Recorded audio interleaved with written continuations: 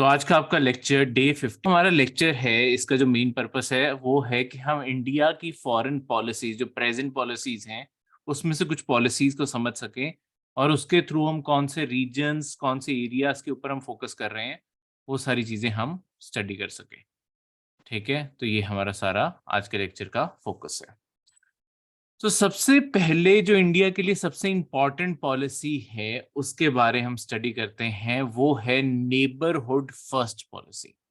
देखो, neighbourhood first policy जो है ये इंडिया के नेबरहुड के बारे है।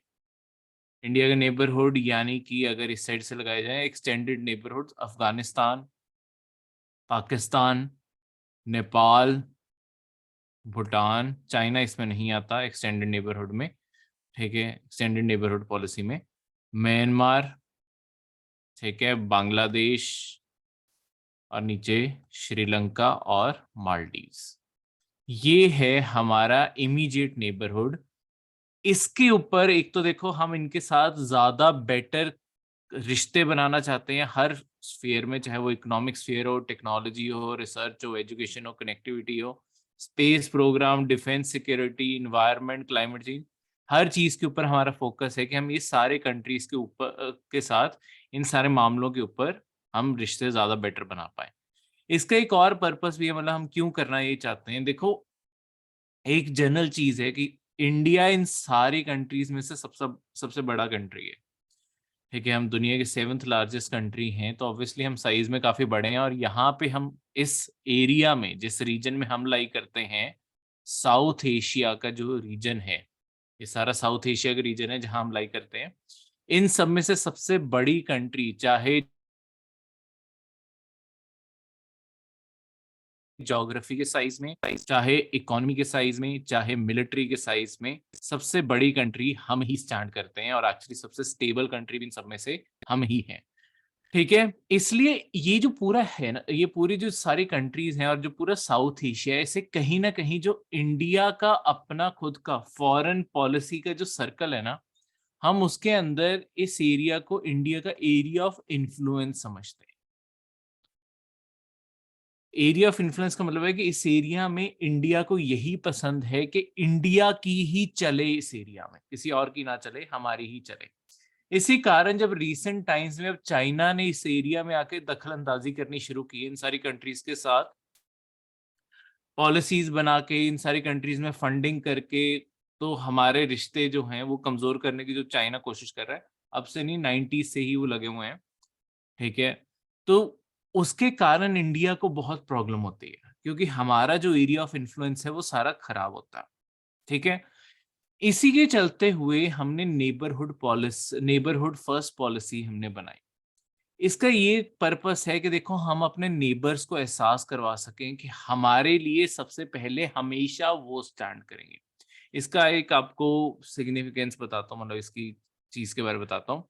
देखो, जब आपका 2021 में आपकी जब वैक्सीन्स हमने डिस्ट्रीब्यूट करनी शुरू की, अभी हमारे यहाँ पे डेल्टा वेव नहीं आई थी उस टाइम पे, हमने सबसे पहले वैक्सीन्स का एक्सपोर्ट करना शुरू किया। कुछ वैक्सीन्स हम अपने देशवासियों को भी सीरीज में लगा रहे थे कि पहले एल्डरली को लगा ली, जो बुजुर्ग लोग हैं उन्हें लगा ली।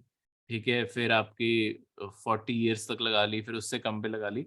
वैसे ऐसे करके हमने सारे सेगमेंट्स पे बाद में बांटी है। पर जो आपकी एक्सपोर्ट्स थे, हमने वैक्सीन के वो करने शुरू किए। जो हमारे ये नेबरहुड फर्स्ट पॉलिसी है ना, इनमें से बहुत सारी कंट्रीज जैसे कि अफगानिस्तान, नेपाल, भूटान, मालदीव, ये सारे देशों को हमने वैक्सीन फ्री ऑफ कॉस्ट भी भेजी। सबसे पहली कंसाइनमेंट्स में से, मतलब जब जनवरी चल रहा था 2021 का, जब अभी वैक्सीन इंडिया में बननी ही शुरू हुई थी, उन वैक्सीन्स की भी सबसे पहली कंसाइनमेंट्स जो थी वो हमने अपने नेबरहुड में आसपास भेजी थी। उसका यही पर्पस था क्योंकि हमारे लिए हम ये दिखाना चाहते थे कि क्राइसिस में भी आप कंट्रीज हम सब हमारे लिए सबसे पहले हो, तो हम आपको ही हमेशा प्रायोरिटी देंगे। ऑब्वियसली बाद में हमारे अपने केसेस इतने बढ़ने लगे कि हमें अपनी मास वैक्सीनेशन पे फोकस करना पड़ा, तो हमने सारी एक्सपोर्ट ही बंद कर दिए। पर स्टिल हमने ये सारे के सारे आपके इनिशिएटिव्स लिए थे। इसके अलावा आपकी कुछ ऑर्गेनाइजेशंस हैं जहां पे इंडिया को ये और दिखाने का मौका मिलता है, जैसे आपकी सार्क होगी, south Asian association of regional connectivity, जो रीजनल कोऑपरेशन, सॉरी कनेक्टिविटी नहीं कोऑपरेशन, जो सार्क ऑर्गेनाइजेशन है, इसके अंदर जितनी मैंने आपको कंट्रीज गिनाई है प्लस इंडिया, ये सारी कंट्रीज इसके मेंबर हैं। कुछ सालों से ये सार्क जो है ये थोड़ी सी डेड पड़ी हुई है। उसका मेन कारण है इंडिया और पाकिस्तान में जो आपस में नहीं बनती। ठीक है, तो सार्क में कोई भी एग्रीमेंट नहीं हो पाता, कोई भी बातचीत खुल के नहीं हो पाती, क्योंकि सारा मसला ही इंडिया पाकिस्तान की राइवलरी पे रह जाता। पर और बहुत सारे इनिशिएटिव्स, चलो सासिक भी इसी से जुड़ा हुआ है, उसके अंदर भी पाकिस्तान है, ये भी डेड पड़ा हुआ है। बीबीआईएन, बीबीआईएन 4 देशों का एक इनिशिएटिव है, भूटान, बांग्लादेश, इंडिया और नेपाल। तो हमारा ये ईस्टर्न इंडिया वाली साइड हो गया, जहां पे मतलब भूटान भी क्योंकि ईस्टर्न इंडिया साइड आ गया, नेपाल भी उस साइड आ गया, बांग्लादेश भी उस साइड आ गया, और हमारा इंडिया का जो ईस्टर्न एरिया है वो वाले एरिया को, ठीक है, बंगाल से लेके सारा नॉर्थ ईस्ट वाला एरिया, ये सारा का सारा हम क्या करना चाहते हैं। बीबीआईएन का मेन पर्पस क्या है, ये ना कनेक्टिविटी इनिशिएटिव है। यहाँ पे हम कॉमन एग्रीमेंट्स करना चाहते हैं, जैसे कि मोटर व्हीकल एग्रीमेंट करना चाहते हैं, जिसके अंदर अगर कोई भी पर्सन इन 4 कंट्रीज के अंदर ट्रैवल करना चाहे, जैसे आपके शिगानिगन वीजा आपके यूरोप में लगता है कि अगर आप एक कंट्री का वीजा लगाते हो, मतलब उनके वीजा है ऐसा, पर मैं सिर्फ हमारा वीजा कॉमन नहीं होने वाला, पर एक सेंस में बता रहा हूँ। वहां के जो अपने खुद के लोग भी है ना, जो शिगानिगन वीजा के एरिया के लोग हैं, लेट्स सपोज फ्रांस के लोग हैं, फ्रांस के लोग अगर जर्मनी जाना चाहें, वो बिना किसी अलग परमिट के अपनी कार उठा के जर्मनी जा सकते हैं। जर्मनी से आगे क्या कहते हैं, वो बेल्जियम की साइड जा सकते हैं, बेल्जियम से फिर फ्रांस घूम के आ सकते हैं। मतलब अपनी कार में जहां मर्जी जा सकते हो, आपको कोई अलग से परमिट लेने की जरूरत नहीं है। हम जो ये 4 कंट्रीज है ना, हम आपस में एग्रीमेंट करना चाहते हैं कि हमारे यहाँ पे जो जितना कार्गो की भी मूवमेंट है, यानी कि जितने ट्रक्स हो गए, ट्रेन्स हो गई, एक तो वो, प्लस आपके पैसेंजर व्हीकल्स, हमारी गाड़ियां, ये सब कुछ ऐसा एग्रीमेंट हो जाए कि हम चारों कंट्रीज में जैसे भी सामान मूव करना है, जैसे भी लोगों को मूव करना है, वो आराम से मूव कर सकें। सारा का सारा हमारा ट्रेड करना आसान हो जाए आपस में। ठीक है, और क्योंकि सार्क में हमारी पाकिस्तान के साथ प्रॉब्लम बनी रहती है, हम एक और ऑर्गेनाइजेशन बना रहे हैं, मतलब बनी हुई है, इसके ऊपर आजकल इंडिया का ज्यादा फोकस है, बिम्स्टेक। ये बे ऑफ बंगाल को जो टच करने वाली कंट्रीज हैं, प्लस नेपाल और भूटान वो भी हैं, ठीक है, ठीक है, इन सारी कंट्रीज का इनिशिएटिव है। तो हम यहाँ पे इसके साथ, क्योंकि सार्क के अंदर म्यांमार नहीं है, इसके अंदर म्यांमार, थाईलैंड ये भी आ गए, ठीक है। तो बिम्स्टेक में हम ये म्यांमार, थाईलैंड, बांग्लादेश, इंडिया तो है ही, ऊपर से हमने नेपाल और भूटान को भी जुड़वा दिया है, ठीक है, कि इंडिया के थ्रू कनेक्टिविटी है उनकी। उसके बाद यहाँ श्रीलंका, हम सारे के सारे देश जो हैं, हम मिलके आपस में बातें कर रहे हैं कि हम कैसे कनेक्टिविटी, कल्चर, टेक्नोलॉजी, हर चीज का लिंक और कैसे बेहतर बना सके, आपस में कैसे बेटर कनेक्टिविटी बना सके। तो ये बिम्स्टेक का ये मेन फोकस है जो यहाँ पे किया जा रहा है, ठीक है। नेक्स्ट नेक्स्ट जो पॉलिसी है वो है लिंक वेस्ट पॉलिसी। देखो, लिंक वेस्ट एक टाइम पे आपकी लुक वेस्ट होती होती थी, ठीक है। तो बाद में मतलब इसी पॉलिसी को एक जमाने में कभी इसे लुक वेस्ट कहते होते थे, आ, इसी पॉलिसी को एक्ट वेस्ट भी कह देते हैं, लिंक वेस्ट को ही, ठीक है। तो जैसे भी आप कहना चाहो, तो लिंक वेस्ट इसका मतलब जो लेटेस्ट नाम है वो यही है, लिंक वेस्ट, इसका चेंज हमने कर दिया। ये आपके मिडल ईस्टर्न रीजन के ऊपर इंडिया का फोकस है। मिडल ईस्टर्न रीजन देखो, जो आपका आज का जितना भी पेनिनसुला कंट्रीज हैं, ये सऊदी अरेबिया, ये सारी कंट्रीज होगी, ठीक है। इसके साथ यहाँ पे ये आपका ओमान, यमन के साथ तो चलो अभी वहां पे सिविल वॉर छिड़ी हुई है, फिर आपकी यूएई जैसी कंट्रीज, बहरान जैसी कंट्रीज, फिर इराक आ गया आपका, यहाँ पे ईरान आ गया, सऊदी अरेबिया तो आपको बता ही दिया, इसके बाद जॉर्डन, और लास्ट में इजराइल। यहाँ तक जितनी कंट्रीज हैं, हमारा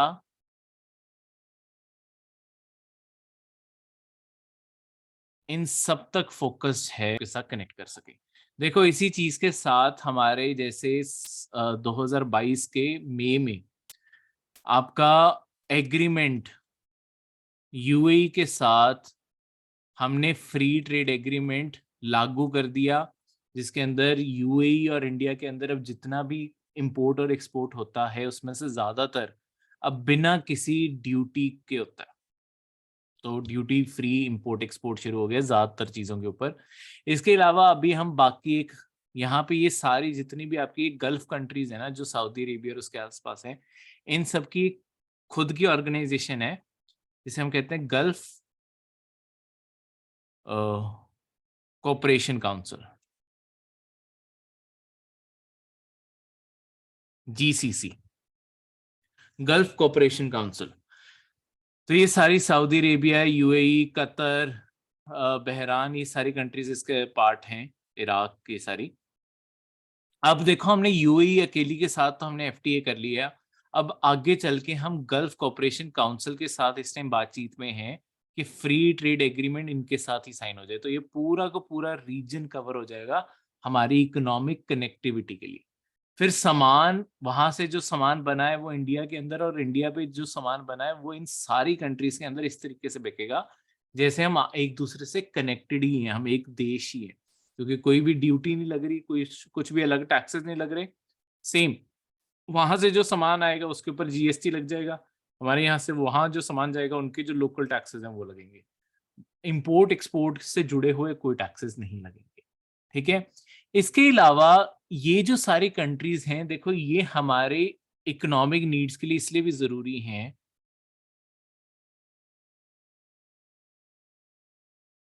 क्योंकि इंडिया का जो तेल, देखो हम आपको पता है तेल हमें बाहर से मंगाना पड़ता है, हमारे यहाँ पे नहीं पाया जाता इतनी बड़ी क्वांटिटी में। उसका 2/3 जो हिस्सा है जो हम ऑयल इंपोर्ट कर रहे हैं वो इन्हीं कंट्रीज से आ रहा है। सबसे बड़ा हम जिस कंट्री से इंपोर्ट करते हैं वो इराक है, इराक से हम सबसे ज्यादा तेल मंगाते हैं। तो अगर हमें अपनी एनर्जी सिक्योरिटी को बैलेंस करना है, एनर्जी सिक्योरिटी की तरफ काम करना है, तो हमें इन सारी कंट्रीज के साथ ज़्यादा बेटर रिलेशंस रखने ज़रूरी हैं। क्योंकि देखो ये कभी भी अगर सप्लाई कट कर दें, हमारे एग्रीमेंट्स कैंसिल कर दें, ठीक है, सप्लाई हमें देने से मुकर जाए, हमारे यहाँ पे तेल की रातों रात कमी पड़ जाएगी, क्योंकि इन्हीं के ऊपर ही हम डिपेंड करते हैं ये सारी चीज़ों के ऊपर। ठीक है, तो इस कारण तो ये सारी की सारी चीज़ है।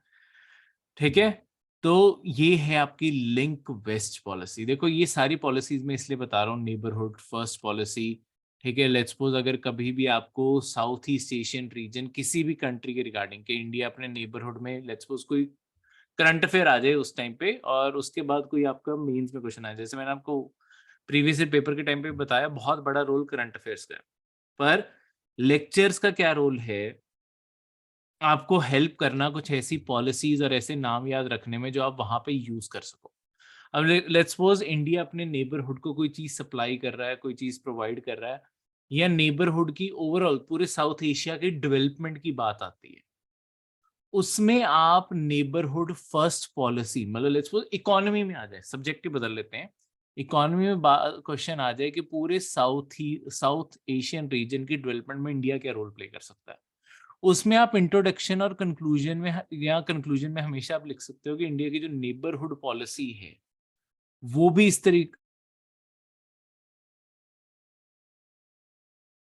तरफ फोकस करती है कि हम मतलब मिलके हम डेवलपमेंट करवा सकें।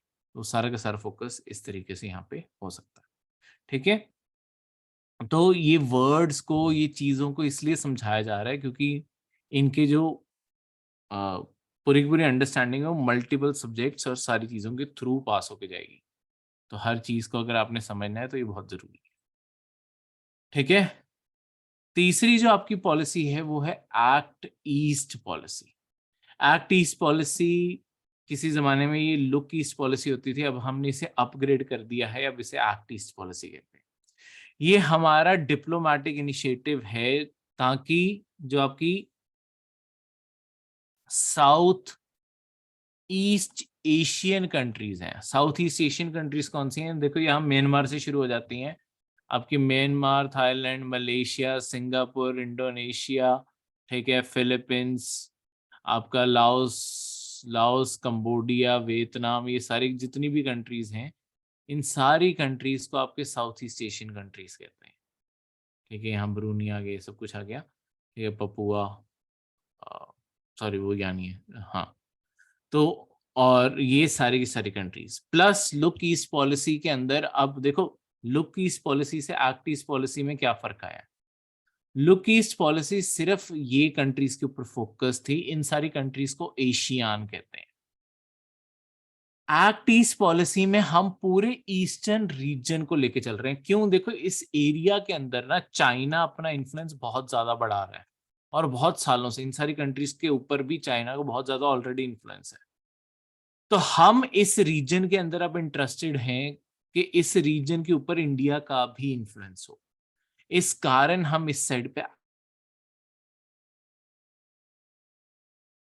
एक्ट करना चाहते हैं इन कंट्रीज के साथ, और वियतनाम के साथ और बेटर रिश्ते बनाता जा रहा है। वियतनाम के बारे अक्सर ही तुम एक आधी बारी तो साल में सुन ही लोगे कि वियतनाम के साथ इंडिया ने ये पैक्ट साइन कर लिया, या वियतनाम को हमने ये सप्लाई किया, या वियतनाम के साथ हम यहाँ पे वियतनाम के आसपास कहीं तेल ढूंढ रहे हैं, कुछ भी है। ठीक है, तो ये सारी चीजें आप वहां पे कभी ना कभी आप सुन लोगे। ठीक है, इसके अलावा इंडिया और कंट्रीज जैसे कि देखो नीचे ऑस्ट्रेलिया भी पड़ता है, ऑस्ट्रेलिया के साथ और इस एरिया के अंदर जैसे यूएसए अपनी पेट्रोलिंग करता रहता है, और ऊपर आपका जापान पड़ गया। ठीक है, इन सारी कंट्रीज के साथ इसीलिए हम एक और इनफॉर्मल ऑर्गेनाइजेशन में है, वो है आपके क्वाड्रिलेटरल सिक्योरिटी डायलॉग। क्योंकि इसके थ्रू भी हम अपनी ईस्टर्न पॉलिसी को और ज्यादा स्ट्रॉन्ग करना चाहते हैं, क्योंकि दो कंट्रीज आपकी ऑस्ट्रेलिया और जापान तो ईस्टर्न साइड ही पड़ गई हमारे। ठीक है, प्लस यूएसए इस एरिया में अपना इन्फ्लुएंस रखता है, तो इनके थ्रू हम यहाँ पे और ज्यादा इस एरिया में अगर पेट्रोलिंग, सिक्योरिटी, हर चीज मैनेज कर पाए, इसी कारण हम क्वाड जैसी चीजों के ऊपर भी फोकस कर रहे हैं। ठीक है, एशियन के साथ भी, ये जितनी एशियन कंट्रीज है, एशियन के साथ भी हमारा फ्री ट्रेड एग्रीमेंट हुआ है, तो हम इकोनॉमिकली ऑलरेडी इनके साथ, ये तो बहुत पहले से हुआ है, तो ऑलरेडी इनके साथ जुड़े हुए हैं। ठीक है, सिक्योरिटी पार्टनरशिप की अगर मैं बात करूं, देखो हम एशियन और इंडिया एक दूसरे के स्ट्रेटेजिक एलाइज हैं, तो सिक्योरिटी पार्टनरशिप में हम मिलिट्री एक्सरसाइजेज आपस में करते रहते हैं। ठीक है, हमारी यहाँ पे शिप्स जाके सिंगापुर जैसे स्टेशंस में अपनी रीफिलिंग भी करती रहती हैं, तो इनके साथ हमारी प्रॉपर कनेक्टिविटी है। वियतनाम के साथ अभी हम स्ट्रैटेजिक पार्टनरशिप तो कर चुके हैं, पर ऐसे अभी एग्रीमेंट में हमने लेके आना है कि हम उनके पोर्ट्स को भी यूज कर सकें। अगर ऐसा हो गया, इंडिया की नेवी की एक्सटेंड और इस साइड पे इंक्रीज हो जाएगी। ठीक है, क्लियर है? तो देखो ये अपने आप में लाइन इतनी इंपॉर्टेंट नहीं है, जो मैं आपको समझा रहा हूँ वो ज्यादा इंपॉर्टेंट है, क्योंकि अगर आपको कंसेप्ट और कंटेक्स्ट समझ आ गया, आप आंसर कहीं पे भी लिखना चाहो आप लिख पाओगे। नेक्स्ट है प्रोजेक्ट मौसम। देखो प्रोजेक्ट मौसम अब फॉरेन अफेयर मिनिस्ट्री का नहीं है, ये इंडियन मिनिस्ट्री ऑफ कल्चर का है, आर्कियोलॉजिकल सर्वे ऑफ इंडिया का है, और Indira Gandhi national centre for arts का है। ठीक है, और नेशनल म्यूजियम इनका है। ठीक है, इसके थ्रू हम करना क्या चाहते हैं, देखो इंडियन ओशन को टच करने वाली जितनी कंट्रीज है, इंडियन ओशन को टच करने वाली अफ्रीका की कंट्रीज होगी, बहुत सारे आइलैंड नेशन हो गए, श्रीलंका जैसे इस साइड पे आपके, ठीक है, इस साइड पे ऑस्ट्रेलिया भी हो गया, ये सारी जितनी कंट्रीज हैं टोटल करके ना 39 कंट्रीज पड़ती हैं इंडियन ओशन में, जिन्हें कहीं ना कहीं सरहद लगती है इंडियन ओशन की। ठीक है, अब ये जितनी भी कंट्रीज हैं, हम इनके साथ ना, मौसम इसका नाम क्यों रखा गया, देखो हमारे यहाँ पे मौसम जो चेंज हो रहा है, मौसम वर्ड जो आया है ना, इसी से ही आपका बाद में मॉनसून आया है। ठीक है, तो मॉनसून जो वर्ड है, वो इस चीज को रिफ्लेक्ट करता है कि हमारे यहाँ पे जो हवा की डायरेक्शन चेंज होती है। ठीक है, जिसके कारण आपका मॉनसून आता है और जाता है। तो एक्चुअली मॉनसून सिर्फ इंडिया का कंटेक्स्ट नहीं है, यहाँ पे बहुत सारी कंट्रीज जो जो इंडियन ओशन में पड़ती हैं, यहाँ पे बहुत सारी कंट्रीज इस मॉनसून के कारण इफेक्ट्स देखती हैं।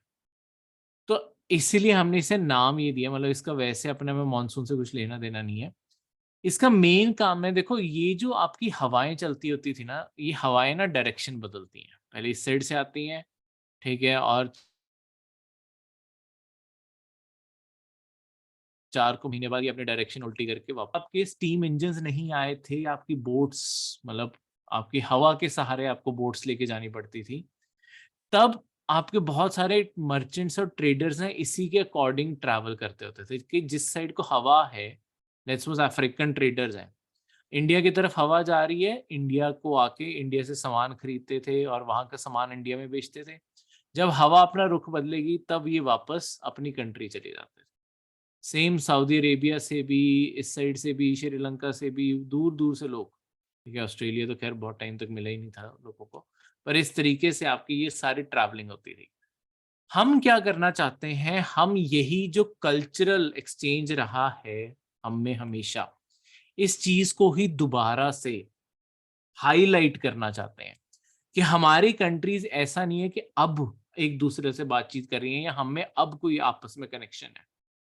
हम ये दिखाना चाहते हैं कि हमारे यहाँ से ट्रेड आपकी कंट्री में और लोग आपस में और जो हमारा कल्चर है, वो सदियों से आपस में एक्सचेंज होता है। देखो ये इंडिया की सॉफ्ट पावर को रिफ्लेक्ट करता है कि हम कल्चरली लोगों से जुड़ना चाहते हैं, कल्चरल इन्फ्लुएंस उनका और अपना कॉमन शेयर्ड इंटरेस्ट दिखाना चाहते हैं, जिससे हम सारी कंट्रीज़ में ज़्यादा बेटर अंडरस्टैंडिंग बन सके और हम ज़्यादा बेटर कनेक्ट कर सकें एक-दूसरे से। क्लियर है? तो ये था ये वाला आपका इंटरनेशनल रिलेशन का चैप्टर। इसके बाद ये वाला पोर्शन पूरा होता है, इसके बाद आपकी मेंस की टेस्ट सीरीज पड़ेगी, ठीक है? डे 55 पॉलिटी आपके प्रीलिम्स का टेस्ट और डे 56 आपके मेंस का टेस्ट, ठीक है? तो ये 2 टेस्ट आपके पड़ जाएँगे, इसके बाद ये वाला हिस्सा इसका पूरा होता है।